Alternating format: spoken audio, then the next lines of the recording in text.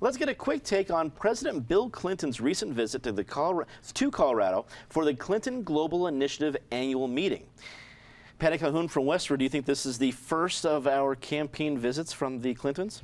I would say the first was last year for the Clinton Global Initiative when Hillary came too. They're going to Atlanta next year, so we know we won't get the Clinton Global Initiative again for a while, but we are certainly going to have plenty of visits from Clintons and everyone else. It's interesting, he did make some news while he was here, talked about the fact that he would not be accepting paid speaking engagements while his wife is running for president. Talked a little bit about the issues on what had been donated to their foundation. And talked a lot by all accounts, so it looked like a pretty interesting program. Mike Krause, the Independence Institute, it didn't seem like coincidence to me that a battleground state like Colorado would host the annual meeting for the Clinton Global Initiative. What did you think? A pretty astonishing coincidence, if it's a coincidence, but obviously, even if it wasn't meant to be a presidential campaign visit, it turned into one as Bill Clinton found himself on Bloomberg News defending the Clinton Foundation and frankly to one of the ordinary Americans Hillary Clinton claims to want to represent as president, what looks like some of the most blatant and large-scale pay-for-play that I've ever seen. And so, yeah, if this is a signal of things to come, I think you're going to be seeing a lot of the Clintons defending themselves rather than being proactive. Eric Sonman, political analyst.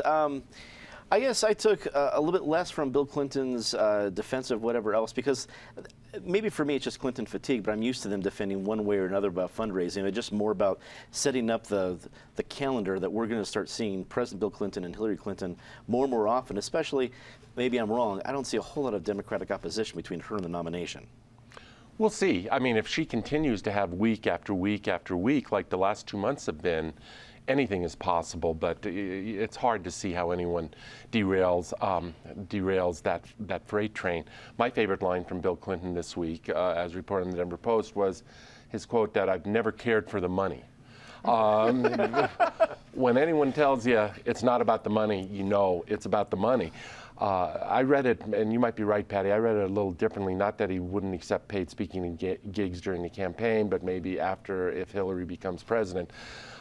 We shall see everything about the Clinton Foundation. Yes, they do good deeds around the world, but the notion that they weren't thinking that this was going to be seen through a microscope of a presidential campaign. These are the most consummate political people in the world, and the fact that they didn't take that in mind, it was about the money. And rounding out the panel today for the first time, Mike Ciccone, Director of Communications at Keystone Policy Center. Thanks for joining us. Wrap it up for us. Thanks for having me here. I think having the Clinton Global Initiative here in Colorado certainly showed, again, Colorado will continue to be at the epicenter of the 2016 election, just as it has been at every national election over the past several cycles. I think what it also points out is how Colorado, there were a lot of great discussions at the Clinton Global Initiative, and what this also underscores is that Colorado will continue to be at the policy forefront, whether it's energy innovation, education reform, and those conversations honestly should be a challenge to lawmakers here and policymakers of all stripes to keep us at the forefront of those policy discussions.